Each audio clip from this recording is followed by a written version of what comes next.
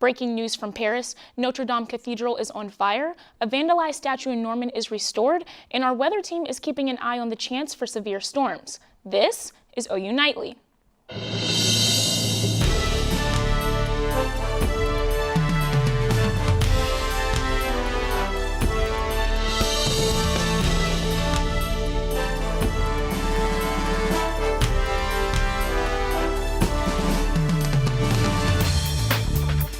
Thanks for joining us for OU Nightly. I'm McKenzie Gladney. And I'm James Myers. We begin with breaking news. You're looking live as flames consume the Notre Dame Cathedral in Paris.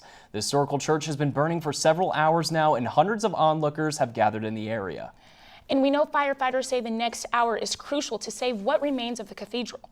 Marisa Nuzzo is following the situation, and she joins us live in the News Center with the very latest. McKenzie, the famous spire on top of the cathedral has already collapsed into the flames. Fire trucks had difficulty getting to the fire right away due to rush hour traffic and congested roads. The cause of the fire is still unknown, but the cathedral was under construction prior to the start of the fire. President Trump spoke out about this loss earlier today. Because that is beyond countries, that's beyond anything. That's a part of our growing up. It's a part of our culture. It's a part of our lives. That's a truly great cathedral. And I've been there and I've seen it, and there's no cathedral. I think I could say there's probably no cathedral in the world like it. It's a terrible scene. The structure dates back almost 1,000 years, and it's one of Paris's most popular attractions, drawing an estimated 13 million visitors per year. And back stateside, finally an answer to the question everyone's been asking. We now know when the Mueller report will be released. Attorney General Bill Barr says that the redacted report will be made public Thursday morning. Last month, Barr released a summary of Mueller's main conclusions, which stated the investigation did not establish a criminal conspiracy. But Democrats have said they don't trust Barr to accurately describe Mueller's findings. Many are pushing to see an unredacted copy of the 400-page report. A Fordham University student fell 30 feet from inside the campus clock tower yesterday morning and has died from her injuries. Police say a group of seniors climbed to the top of the tower around 3 a.m. Sunday morning. Many students say it's a rite of passage to climb the tower and take a photo, but university officials say only authorized staff have access to it. Responders found the 22-year-old woman lying on the ground with trauma to her head and body. University officials are investigating how the students were able to get inside of the tower. In McKenzie, new information here in the News Center. Former Massachusetts Governor Bill Weld announces he is officially entering the race for president, becoming the first Republican to challenge Donald Trump in the 2020 race. Thank you, Marissa. And restoration of a beloved Norman sculpture was completed over the weekend. OU Nightly's William Soule has the details. Artist Richard McCown has spent the last 2 weekends repairing the sculpture of his daughter after it was vandalized as part of a string of incidents in Oklahoma City and Norman. I just immediately knew that this thing has to get put back better than it was, like totally restored, put back like new, and given back to the community immediately. This one restoration project serves as a symbol for a community hoping to heal. William Soule, Gaylord News. McCown said diversity is Oklahoma's greatest resource, and that's why he won't allow the hate speech spray painted on the statue to remain. And James, hopefully the sun can dry out all that rain we had this weekend. Yeah, that's right. Let's hope so. So right now, Taylor Cox joins us to give us a look at this week's forecast. Taylor, we may be looking at a chance for severe weather. Yeah, absolutely, guys. As soon as we get dried out, we might see that rain come back into Norman within the next few days. So we are in about the mid-70s right now in Norman.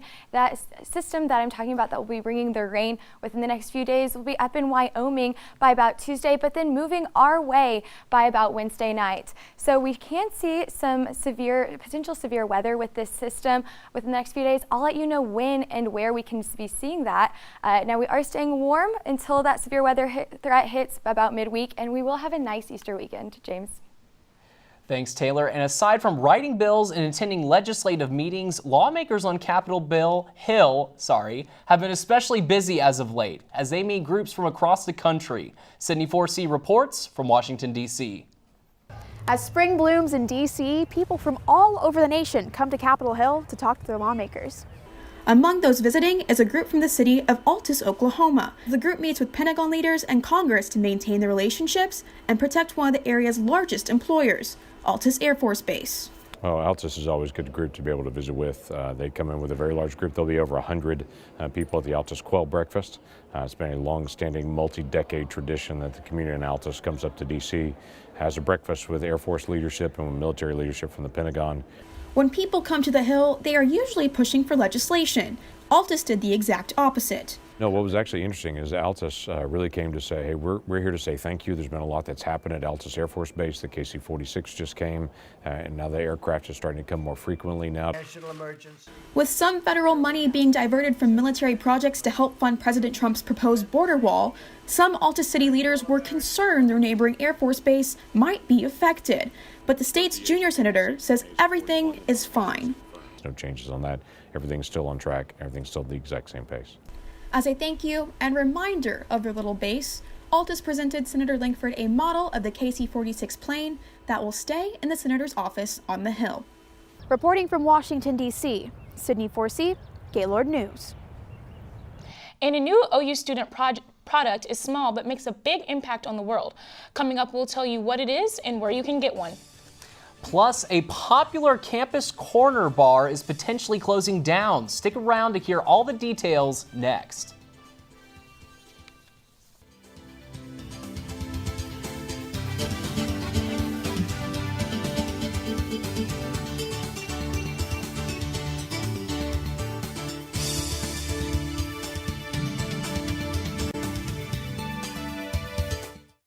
Welcome back.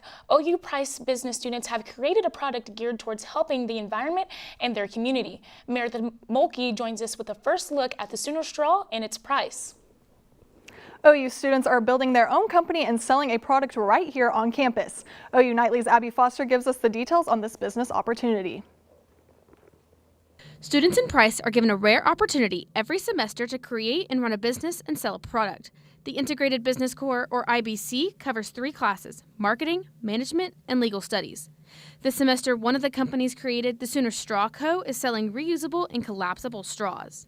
We chose a reusable straw because we wanted to pick something that could impact the world around us and not only just the Norman community, and we wanted to spark some social change amongst our college peers. But what are they doing with the money they raise? All the profits that we raise are going towards Positive Tomorrows in Oklahoma City, so that benefits homeless children in the OKC area. It provides education for these homeless children that aren't able to get the same kind of education that they really need. Along with raising money, the students are volunteering 5 hours a week and building relationships with the kids at the Center for Children and Families and the Boys and Girls Club here in Norman. The volunteers have done a great job at really creating those relationships and going out of their way to create that bond and that opportunity for kids to open up to them. This real work experience allows students to see a glimpse into how a business is run. It's a really cool opportunity. We're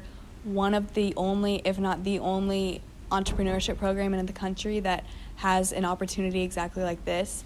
So while we're able to run a business from start to finish and gain all of that experience, we're actually able to help impact our peers and get them to realize that reusable straws are the answer these days. Each straw costs only $15 and comes in this convenient carrying case that can fit on your keychain or in your backpack. Abby Foster, OU Nightly. And don't forget, today is the deadline to file your 2018 tax returns, and while you may not be celebrating the day, President Trump is by hosting a tax and economy roundtable in Minnesota. Back to you guys at the desk. Campus Corner is the place for OU students to go when they are wanting to enjoy the local bar scene. Spencer Royce has more on a bar that has been getting into some trouble. Kong's Tavern in Norman opened last summer and immediately became the most popular bar for OU students on Campus Corner, and that popularity has brought issues concerning overcapacity and underage admittance. I think more near the beginning of this semester is whenever it started getting way crowded and a lot more people started showing up there. There have been over 24 noise complaints since Kong opened their doors. There's been violations of fire code and situations where capacity has amassed 800 people. Their posted capacity is only 210. It started getting more and more crowded, and I was like, oh wow, this is not good. That's why, I think a lot of people have stopped going there because of that reason, because they don't feel as safe. An anonymous bartender at Kong's confirms that the most recent fine given was $40,000 for overcapacity. Over the past month, many citations have been given to Kong's Tavern in Norman, but they were still up and running this past weekend. Now, there have been reports claiming that Kong's might be forced to shut down permanently in the near future, but I spoke with the municipal court, the police department, and the fire department today, and they didn't have any new information regarding their future shutdown. Now, I called Kong's later, and they failed to comment on the issue, and they were not around to speak to me. Spencer Royce, OU Nightly.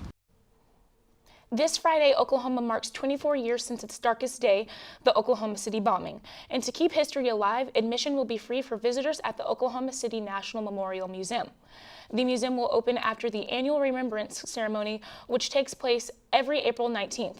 Visitors will be able to remember those who were killed in the tragedy, and those who survived, and those who were changed forever. The motto, which appears on the gates of the time at the National Memorial. This weekend, monstrous storms swept the south and claimed several lives. When we return, we'll tell you what happened. And we have the chance for severe weather later in the week. Taylor Cox joins us now with more on the incoming storms. Yeah, great look outside right now, but I'll let you know when and where those storms will be hitting coming up.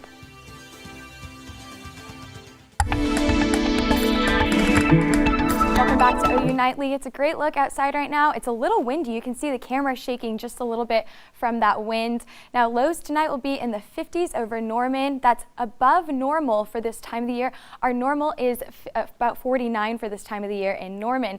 Now, take a look at our cloud cover. The clouds will be moving in by about Tuesday afternoon, Tuesday morning-ish, and that's trapping our heat closer to the surface and keeping it warmer for the next few days.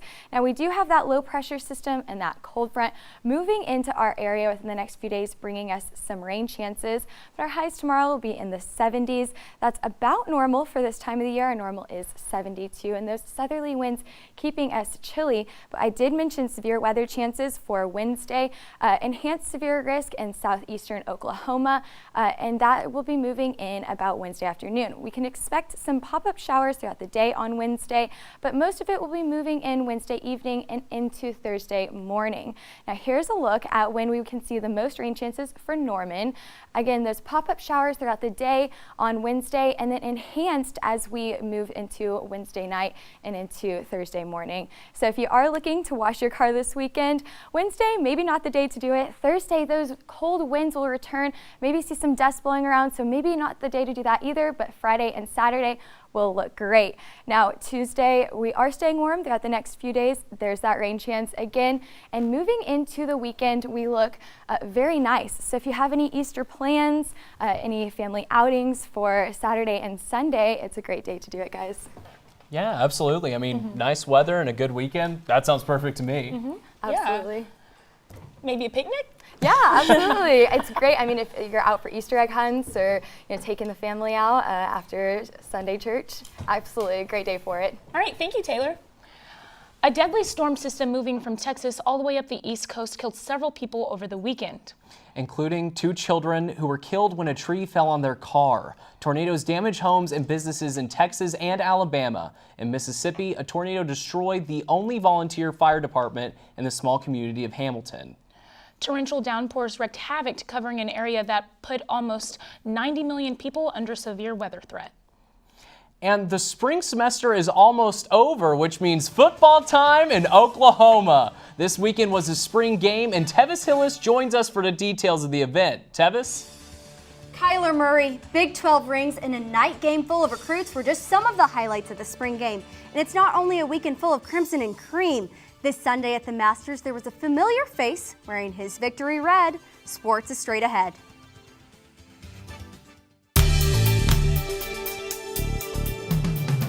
Welcome back to OU Nightly. I'm Tevis, Hillis, and it's time for sports. Don't call it a comeback, call it the greatest comeback of all time. It has been 14 years since Tiger Woods has slipped on a green jacket, but it's 2019 and it's his time.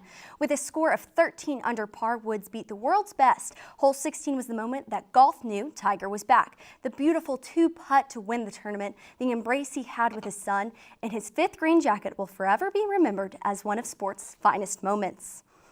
The Trailblazers were shooting threes and going to the rim on the Thunder as they took an opening game for the first round of the playoffs, 104-99. The Thunder needed to get the offense to shine, but they never heated up. Right out of the gate, the Blazers led 39-25 and then never looked back, with the Thunder struggling behind the three-point line. Games continue tomorrow in Portland at 9:30. Football was back in Oklahoma for one weekend, and OU Nightly's Austin Hernandez brings us more. The first spring game under the lights is officially in the books. Despite the last-minute decision to move the game a day back, the atmosphere inside Gaylord Memorial Stadium was still electric. Jalen Hurts made his long-awaited debut in a Sooners jersey, and Sooner fans got to witness how the defense will respond under new defensive coordinator Alex Grinch. All in all, Lincoln Riley is satisfied with the turnout. The fans were awesome. What a fun atmosphere. You could tell our team really fed off of it. They were excited to play. Thought there was a lot of good things in the game. Different players, different sides of the ball. Looks like we came out of it pretty healthy. Got a lot of work, different situations. So yeah, kind of like you would dream the night would go. After the departure of Kyler Murray, many were left wondering who would be up next to lead this offense. Even though the team has yet to announce who the starter will be, Hurts' performance Friday night solidified him as the clear frontrunner.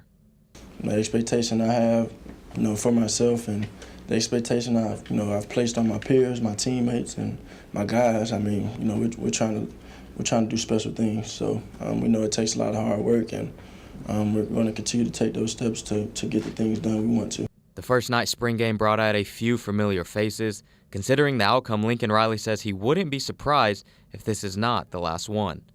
Austin Hernandez, OU Nightly. On the diamond, it did not look too good for the Sooners Sunday. As OU battled the Baylor Bears, they had a glimpse of hope in the 7th inning when Cade Cavalli put the Sooners on the board, but at the end, the Bears took home the win. This leaves Sooners 6-5 in Big 12 play. A former head basketball coach for Oklahoma has passed away at age 81. John McLeod was head coach from 1967 to 1973. In a short time at OU, he compiled a winning record with 90 victories and recruited a big-time Sooner, Alvin Adams. He led the Sooners to the 8th most wins in Sooner history. He truly is a basketball legend. And for a complete OU sports wrap-up, be sure to catch Sooner Sports Pad tonight. Lauren Linville has a preview. Lauren? Hey Tevis, tonight's show should be a lot of fun, so be sure to check it out. My partner Sam Brown will have a recap of Saturday's spring game. Track stars Joseph Sheffield and Xavier Brown drop by the studio, and our viral videos just might include something from the man who is once again the talk of the golf world. It's a special time tonight. We follow the Stars playoff game on Fox Sports Oklahoma. If you can't stay up that late, you can catch the replay right here on OU TV tomorrow after our newscast. Back to you.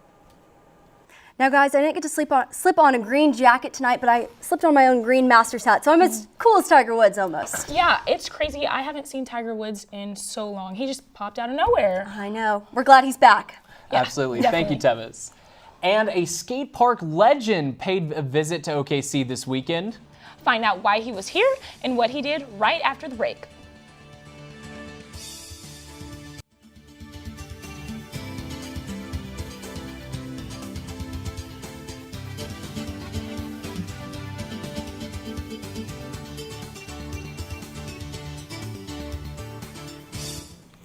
I'm Skylar Tallal at the OU Nightly Update Desk with the latest information on the massive fire at the Notre Dame Cathedral in Paris.